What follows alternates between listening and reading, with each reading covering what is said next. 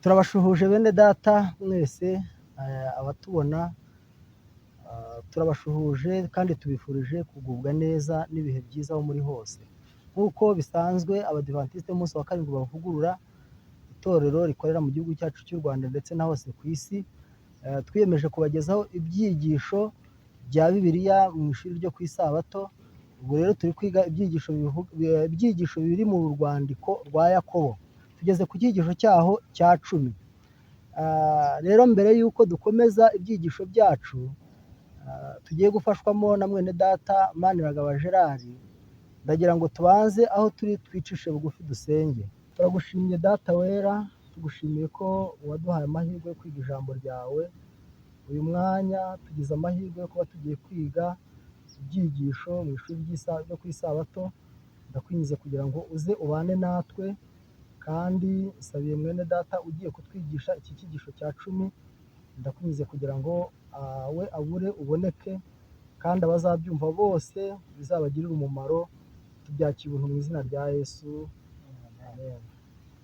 Bene data mwese bari hirya no hino bakunda gukurikirana ibyigisho by'itorero ry'abadivantisite b'umunsi wa karindwi bavugurura, twongeye kubashimira uburyo mutugaragariza ubufatanye ndetse n'urugwiro mugira mukurikirana ibyigisho tubagezaho umunsi ku wundi. Rero nk'uko nari maze kubabwira, tugeze ku cyigisho cyacu cya 10. Ni icyigisho cyiza cyane kivuga ngo ukunesha ibibazo by'imyitwarire yacu. Nk'uko nabibabwiye, tugiye kugisangizwa na mwene data Maniragaba Gerard. Rero nimureke tumwakire kugira ngo adukomereze iki cyigisho mu ngingo zacyo uko zikurikirana. Gerard, ni karibu.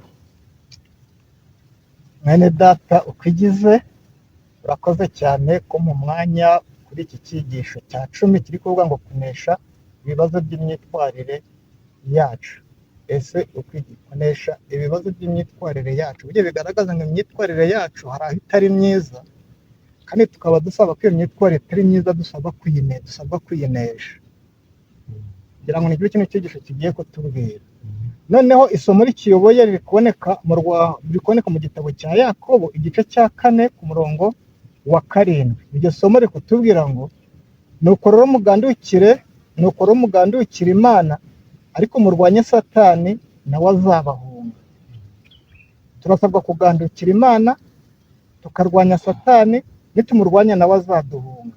Hanyuma mu mwuka w'ubuhanuzi kutubwira ngo gukunda ukuri gutunganye kandi kweza, gukunda umucunguzi ukundwa, bizoroshya umurimo wo kunesha. Ari kutwereka neza yuko turasabwa kurwanya Satani nawe akaduhunga. Ariko hano baturangiye insinzi. Nta bundi buryo dushobora kurwanya Satani ahubwo gukunda umucunguzi ukundwa. Byonyine bibonekamo imbaraga yo kunesha Satani. Nta zindi mbaraga dusabwa gukoresha rero, ahubwo imbaraga dusabwa gukoresha turwanya Satani ni ugukunda umucunguzi ukundwa.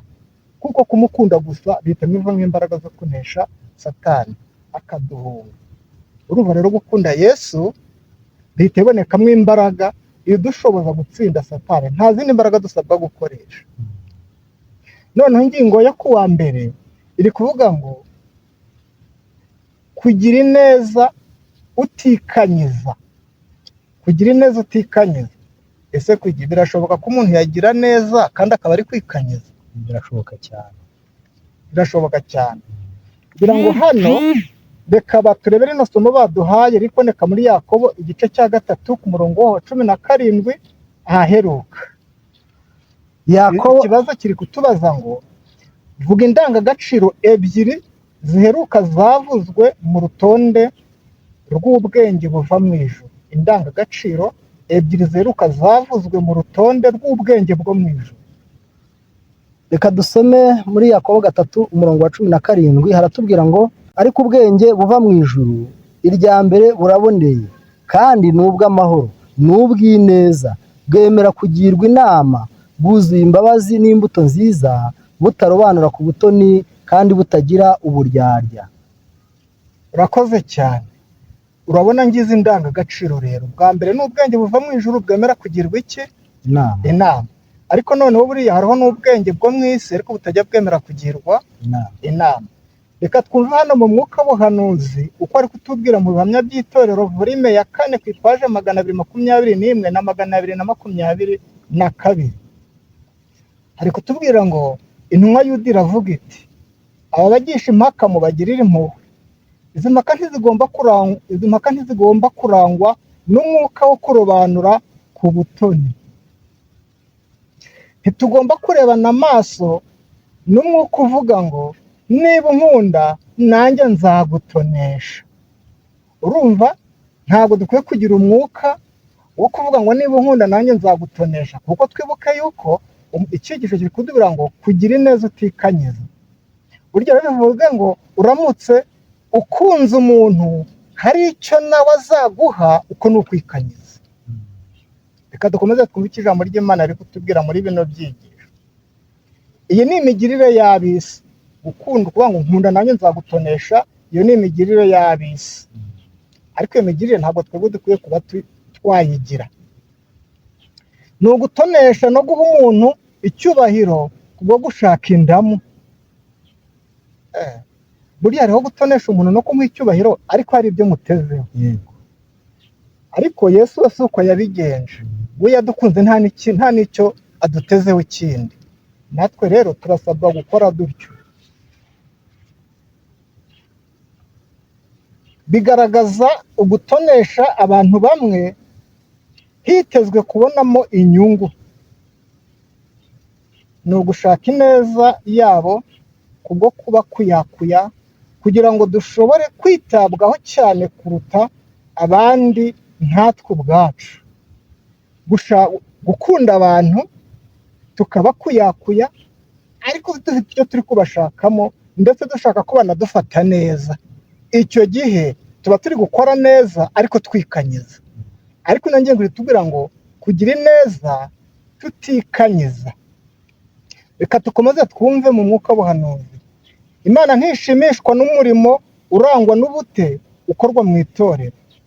Imana yiteze ko ibisonga byayo biba ibinyakuri kandi bikiranuka mu gikorwa cyo gucyaha no gukosora.